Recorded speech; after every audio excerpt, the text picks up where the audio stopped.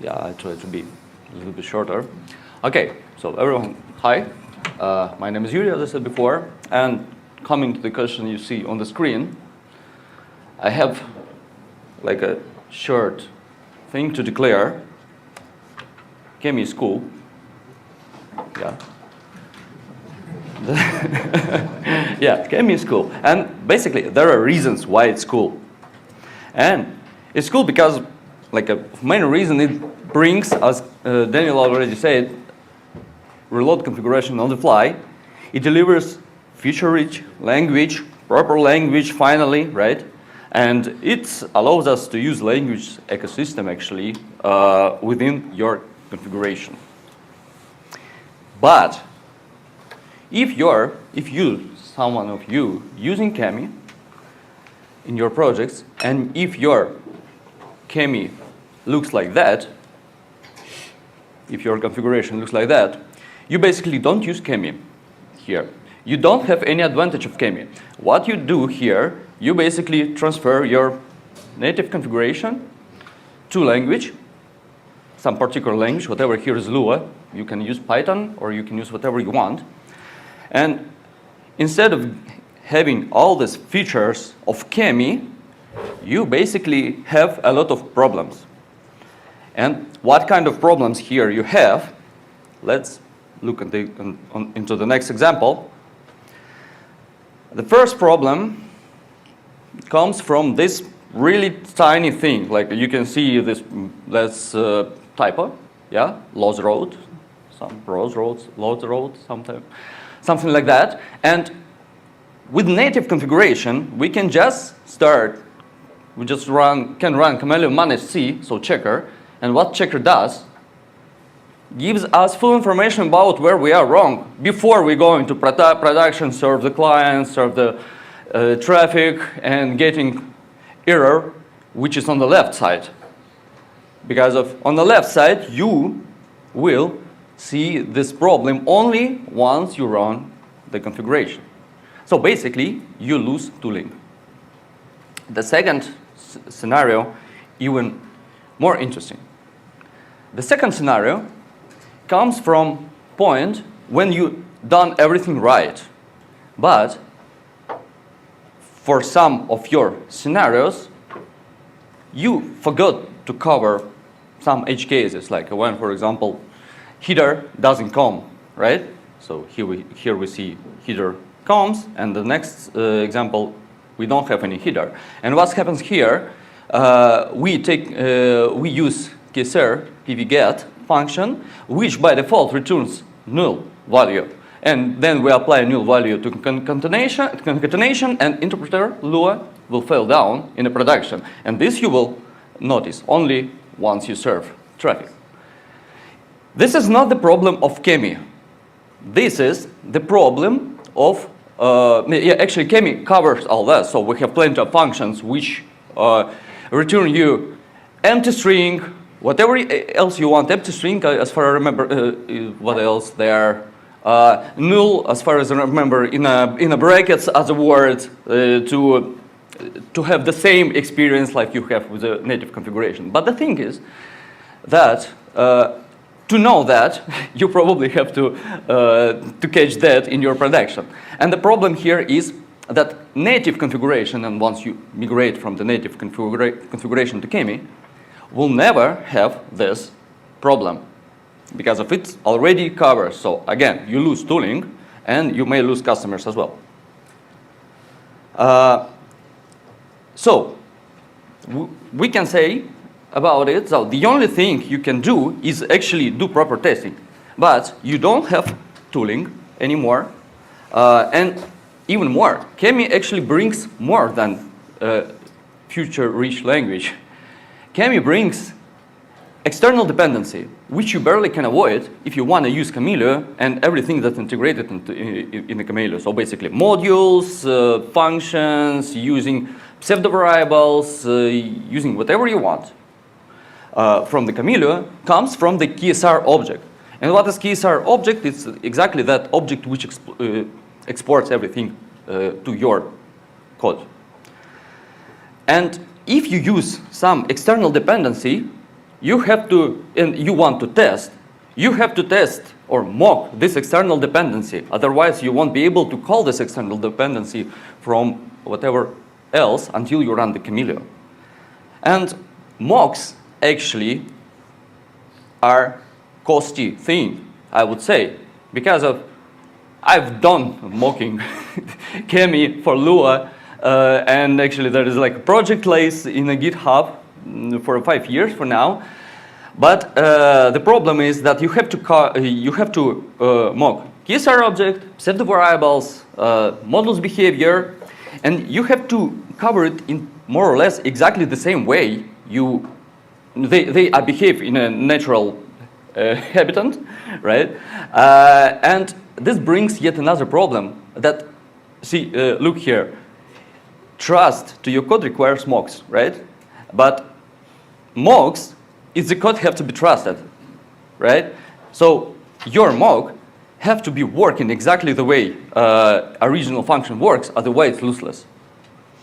And it's useless, you won't be able to have proper experience. And actually maintaining KEMI in general is really way more expensive than native configuration.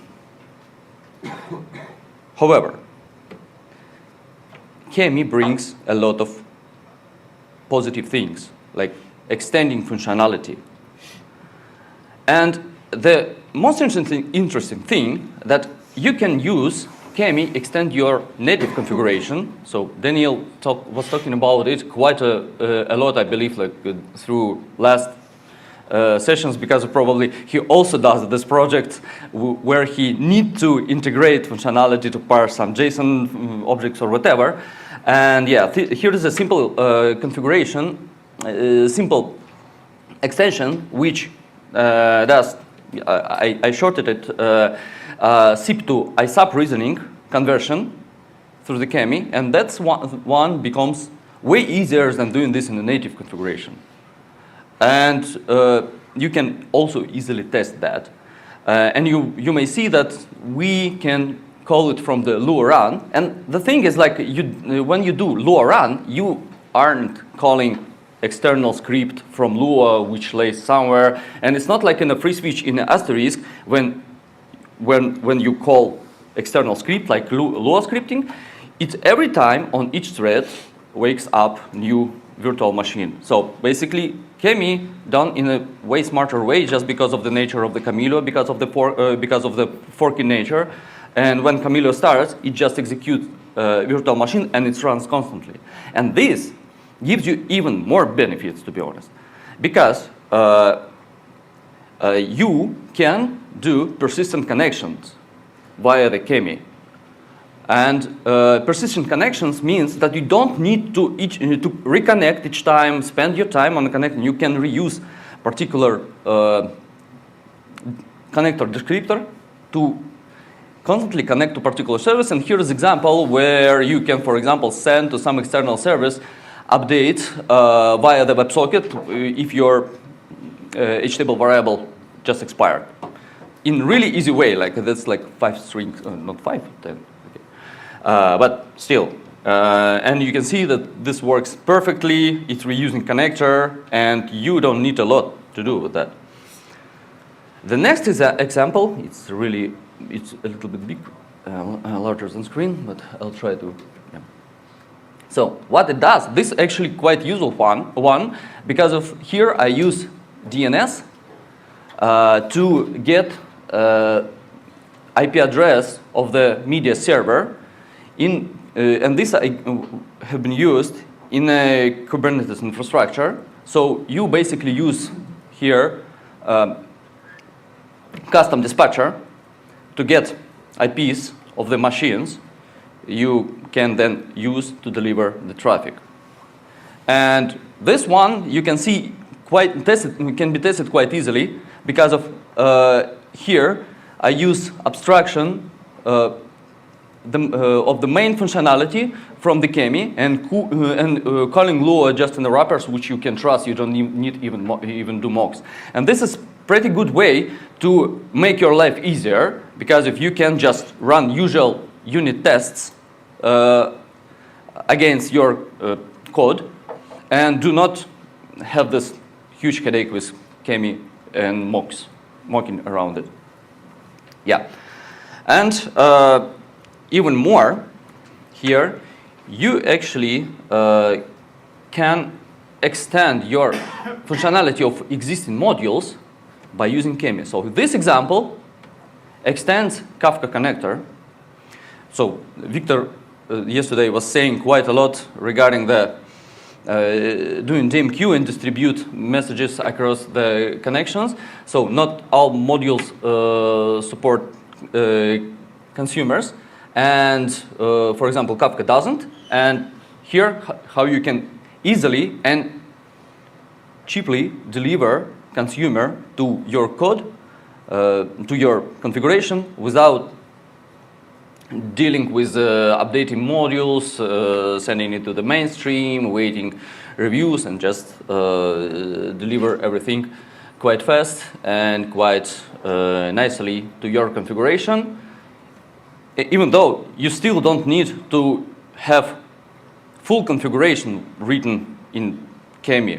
You can use this just as extension via Lua run or whatever you want. So, basically, coming back to the first question, KEMI or not KEMI? Yes. That's it from me. Thank you for your attention. Thank you, Iurii. So to add that to it, the typo, we cannot blame Kamailio. It's first or second grade teacher that taught us how to write. So that's a good joke. But actually, we have some tools also in Kamailio that it's scanning the code and then it creates for Lua check. It's creating the file for it, and then you can run it and detects all the function exported by Kamailio. Great. So you can use Lua check with that generated file. It's in MISC tools or somewhere. And yeah, you can make it in your restart script or whatever to look at it. You need to generate a Lua check file once for your release, and that's it. And then sometimes also Lua compiler can detect some Lua C.